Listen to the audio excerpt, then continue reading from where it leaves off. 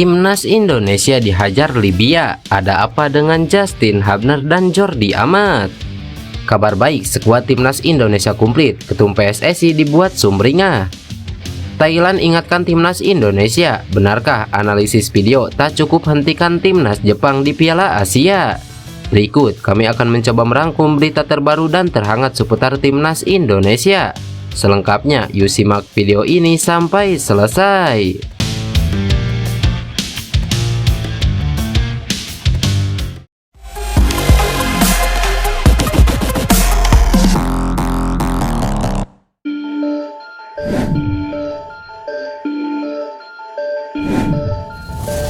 Timnas Indonesia harus mengakui keunggulan Libya dengan skor 0-4 dalam laga uji coba pertama. Timnas Indonesia menghadapi Libya dalam laga uji coba internasional di Stadion Mardan Sports Complex.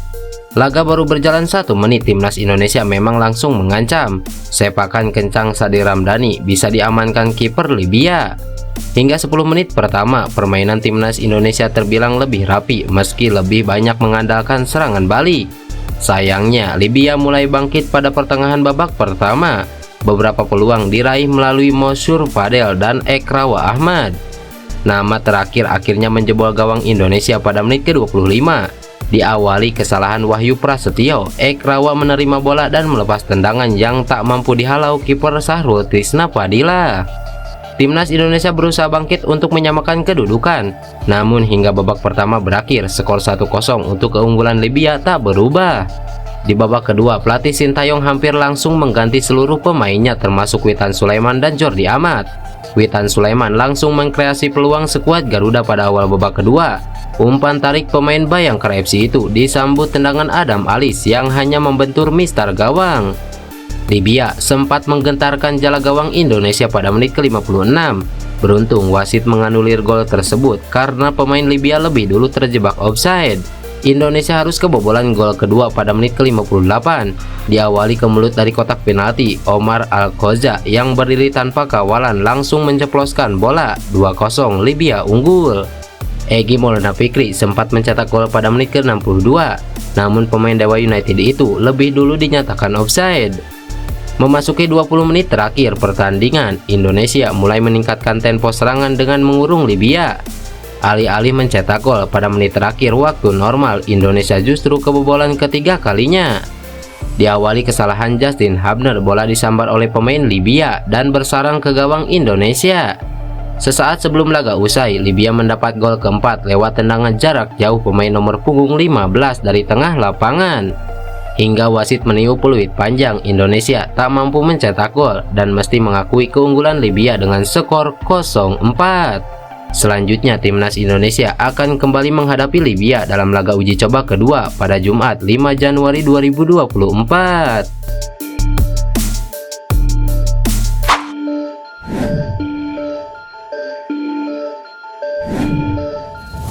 Akhirnya kekuatan Timnas Indonesia makin komplit jelang Piala Asia 2023. Pemain yang dinantikan yakni Justin Hubner dan Sandy Walsh akhirnya bergabung dengan tim Garuda dalam pemusatan latihan di Antalya, Turki.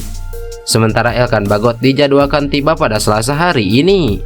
Ketum PSSI Erick Thohir senang amunisi pasukan Sintayong bertambah kuat. Ini sinyal positif bagi Timnas Indonesia.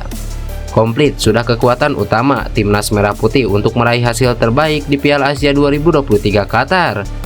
Dengan bergabungnya Hubner, Walsh lalu Bagot, kini tugas berada di tangan coach Sintayong untuk meramu tim inti agar tampil maksimal mengarungi perjuangan di grup D yang tidak ringan, ujar Erick Thohir.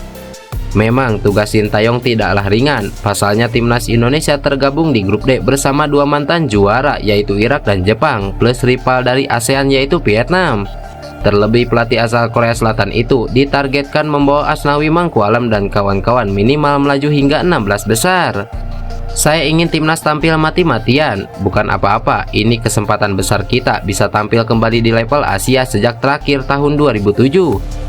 Jadi sudah 16 tahun tidak main di ajang ini, sehingga sudah seharusnya total. Dan anggap ini kesempatan emas untuk buktikan bahwa level kita bisa bersaing dengan para jawara sepak bola Asia, ucap Erick Thohir. Dengan bergabungnya Hubner, Walsh, dan Bagot, tercatat ada 28 pemain Indonesia yang menjalani TC di Turki. Sebanyak 19 pemain terbang langsung dari tanah air, sementara lainnya menyusul ke Turki karena mereka merumput di liga-liga luar negeri seperti Ipar Jenner, Rafael Struijk, Jordi Amat, dan Sen Patinama.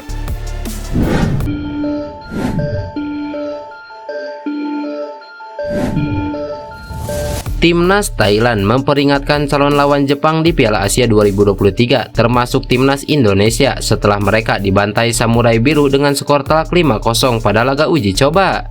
Pelatih Thailand Mat Sadaisi menilai Jepang merupakan tim Asia yang sangat kuat. Bahkan tim gajah perang yang dominan di ASEAN disebut tidak ada apa-apanya dengan negara Asia Timur itu. Isi mengakui telah menyaksikan penampilan timnas Jepang melalui layar kaca. Dia melakukan analisis dan menyimpulkan seberapa kuatnya tim asuhan Hajime Moriyasu itu. Namun setelah memimpin langsung Thailand menghadapi Jepang, Isi baru menyadari seberapa besar jurang kualitas antara timnya dengan negara peraih 4 gelar Piala Asia itu. Seakan memperingatkan calon lawan Jepang termasuk timnas Indonesia, Isi menjelaskan kesannya bahwa performa Samurai Biru jauh lebih ganas di lapangan dibandingkan ketika dirinya cuma menyaksikan dari televisi. Saya telah menonton timnas Jepang di TV, tetapi ketika saya melihatnya di lapangan, saya bisa merasakan betapa cepat dan presisinya permainan mereka. Dan saya sadar betapa jauhnya perbedaan kami dengan mereka Jepang, kata Mat Sadaisi. Timnas Jepang merupakan kandidat kuat juara Piala Asia 2023. Mereka saat ini menduduki peringkat ke-17 dalam ranking FIFA alias menjadi tim peringkat tertinggi di Asia. Di Piala Asia 2023, Jepang tergabung di grup D bersama Irak, Vietnam, dan timnas Indonesia. Di atas kertas, mereka jadi yang paling diunggulkan untuk lolos ke babak 16 besar. Kekuatan Jepang begitu superior, merujuk fakta bahwa saat membantai Thailand, Hajime Moriyasu belum menurunkan kekuatan penuh.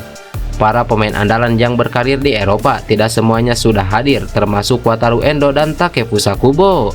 Artinya kekuatan asli Jepang belum benar-benar terlihat saat mengalahkan Thailand. Dengan diperkuat para pemain top dunia, bukan tak mungkin Samurai Biru bisa tampil lebih ganas lagi di Piala Asia 2023.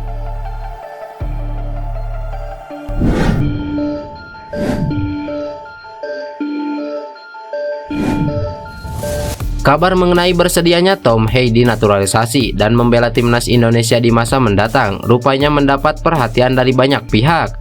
Menyadur dari laman resmi PSSI, pemain yang kini berusia 28 tahun dan berposisi sebagai gelandang tengah dan gelandang bertahan tersebut resmi mengajukan proses naturalisasi kepada pemerintah Indonesia. Tom Hei juga diharapkan akan segera menyelesaikan prosesnya sebelum laga lanjutan kualifikasi Piala Dunia.